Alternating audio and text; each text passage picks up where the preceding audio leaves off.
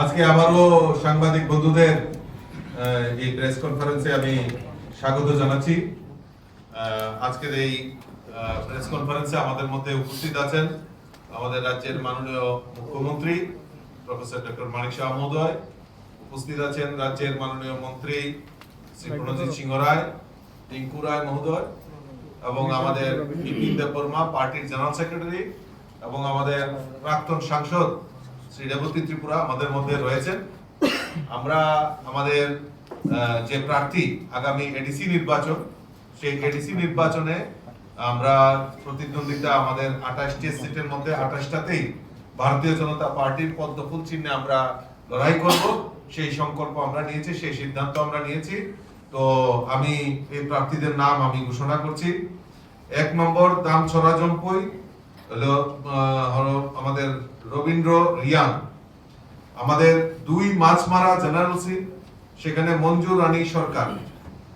3 Dasda Kanchanpur general seat, সেখানে আমাদের শৈলেন্দ্র নাথ, উনি আমাদের বিগত দিনেরও এমডিসি। আমাদের 4 করমছড়া আমাদের বিমল কান্তি চাকমা, যিনি আমাদের ইতিমধ্যে আমাদের রানিং সিটিং এমডিসি, উনিও রয়েছেন। আমাদের ছামনু যে সিট, সেখানে আমাদের এসমেল জয় ত্রিপুরা। আমাদের 6 মনু ছয়লেংটা জেনারেল সিট, সেখানে সুকেশ দত্ত বড়ুয়া।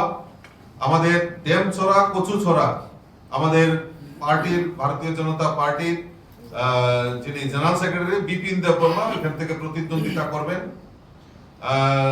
গঙ্গানগর গন্ডাছড়া আমাদের ভূমিকানন্দ রিয়াং, আমাদের স্টেট সেক্রেটারি, উনি লড়াই করবেন।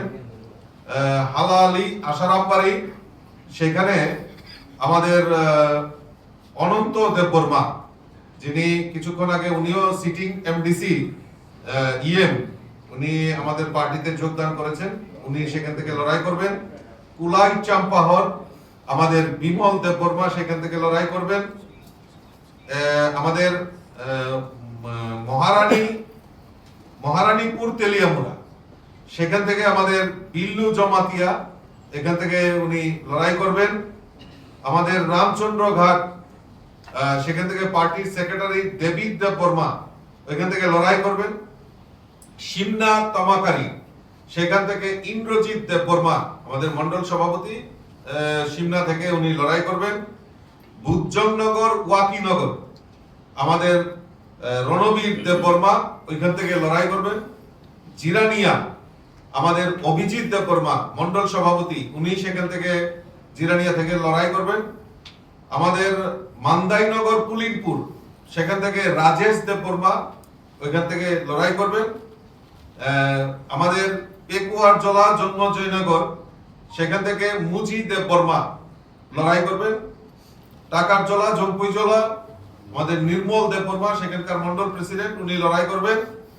আমতলি গোলাঘাটি কানুরাজ দেববর্মা, উনি সেখানে লড়াই করবেন। আমাদের কানুরাজ দেববর্মা অলরেডি আমাদের ডিস্ট্রিক্ট জনজাতি মোর্চার প্রেসিডেন্ট হিসেবে কাজ করছেন। কিল্লা বাগমা অমর জমাতিয়া, উনি লড়াই করবেন। মহারানী চেলাগান, সেখান থেকে সম্রাট জমাতিয়া সেখান থেকে লড়াই করবেন।